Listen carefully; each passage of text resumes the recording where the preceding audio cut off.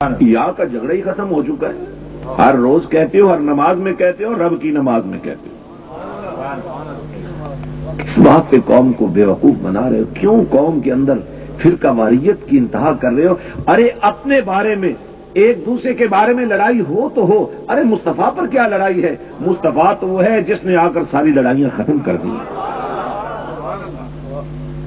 یہ شیطان کا وہ حربہ ہے، یہود و نصارہ کی وہ سازش ہے، اور یہ انگریز کے زر خرید غلاموں کا وہ پروجیکٹ ہے جس کے ذریعے وہ امت کو توڑنا چاہتے ہیں. وہ جانتے تھے کہ امت کے دل سے اگر نبی کے پیار کا نور نکل گیا تو اس امت کو بھیڑ بکری بنانا آسان ہے. اسی لیے ہم کہتے ہیں دوستو، نادانی مت کرو. عبادت ضرور ہے، اللہ سے تعلق کا ذریعہ ضرور ہے، لیکن سن لو اللہ صرف اسی سے پیار کرتا ہے جو نبی سے پیار کرتا ہے. شاید نمازیں پڑھ کے تمہیں جنت تو مل سکے، لیکن جنت والا تبھی ملے گا جب جنت والے کے پیار میں تم بھی داخل ہوگے. کیوں بھائی اللہ رب العزت کو کوئی کام کرنے کی حاجت ہے؟ توجہ نہیں آپ کی. آپ کے بولنے کی کوئی قیمت ہے تو وہ آپ لے لیں مجھ سے.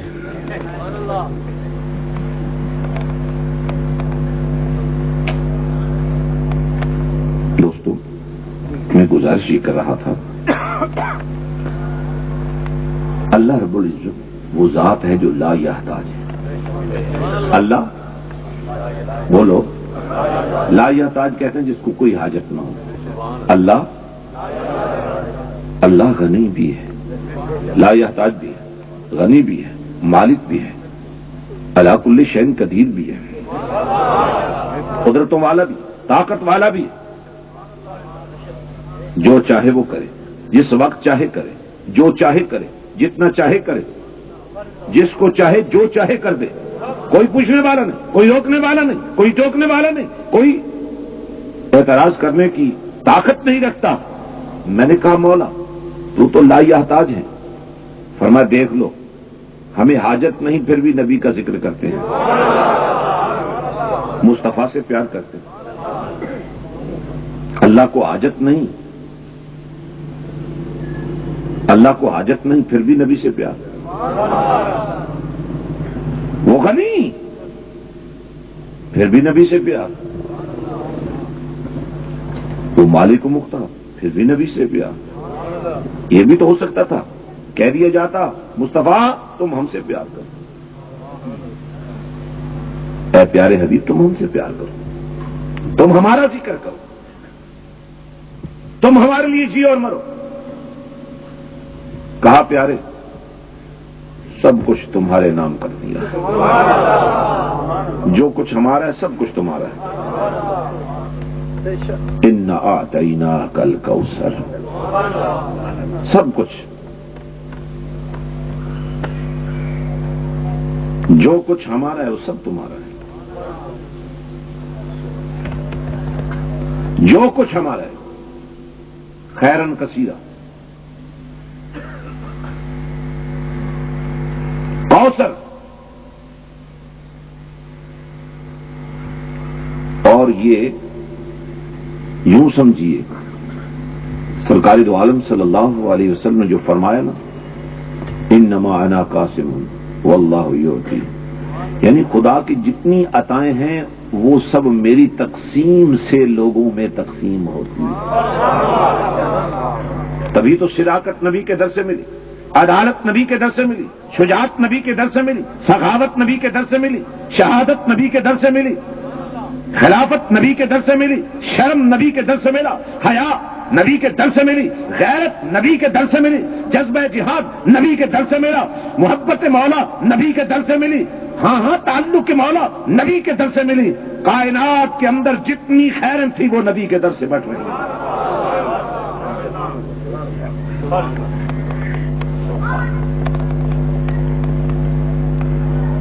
تبھی تو ذات مصطفیٰ صلی اللہ علیہ وسلم پر کنسنٹریشن کا حکم دیا.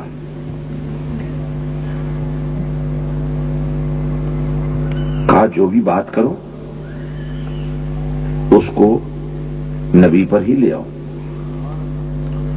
میں ایک دو گزارشات کرنا چاہتا ہوں. کہا دیکھو میں اللہ ہوں مجھے کوئی حاجت نہیں، میں بے نیاز بھی ہوں، میں جبار بھی ہوں، میں احکم الحاکمین بھی ہوں، میں رب العالمین بھی ہوں، لیکن میری کنسنٹریشن پوری کی پوری مصطفیٰ پر ہے۔ جو بات بھی کرتا ہوں، جس کی بھی کرتا ہوں، وہ نبی پر ہی لے کے آتا ہوں۔ آئیے ذرا دیکھتے ہیں، تھوڑا سا جائزہ لیتے ہیں مصطفیٰ کے ساتھ رب کے پیار کا عالم کیا ہے۔ آؤ ذرا دیکھتے ہیں۔ الف لام میم۔ میں ابتدا سے شروع کر رہا ہوں، ایک دو باتیں اور کروں گا، اور پھر سیرت اولیاء کی روشنی میں یہ سارے تصورات جو میں پیش کروں ان کو سمیٹ کر بات ختم کر دوں گا۔ الف لام میم۔ پیچھے بیٹھنے والے یقیناً دیر سے آنے کی وجہ سے پیچھے بیٹھے ہیں۔ ایک تو دیر سے آنا جرم ہے، اور ثواب میں باہر کر پہلے والے اور آگے والے بڑھ جاتے ہیں، لیکن پیچھے والے بھی اگر اس ثواب میں زیادہ سے زیادہ حصہ لینا چاہیں تو کم از کم اپنی موجودگی کا اظہار تو کرتے رہنا،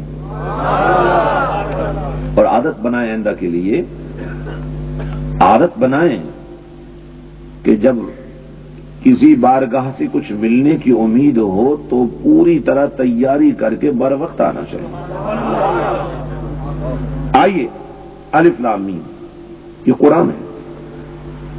الف لام آپ اگر کہہ دیں گے تو ہر حرف پر آپ کو نیکیوں کے ڈھیر ملتے چلے جائیں گے۔ الف لام میم۔ گھر والے بھی پوچھیں گے کچھ تمہیں بھی آیا کہ نہیں، یہی پکا کے لے جاؤ۔ الف لام میم، یہ حروف مقطعات میں سے۔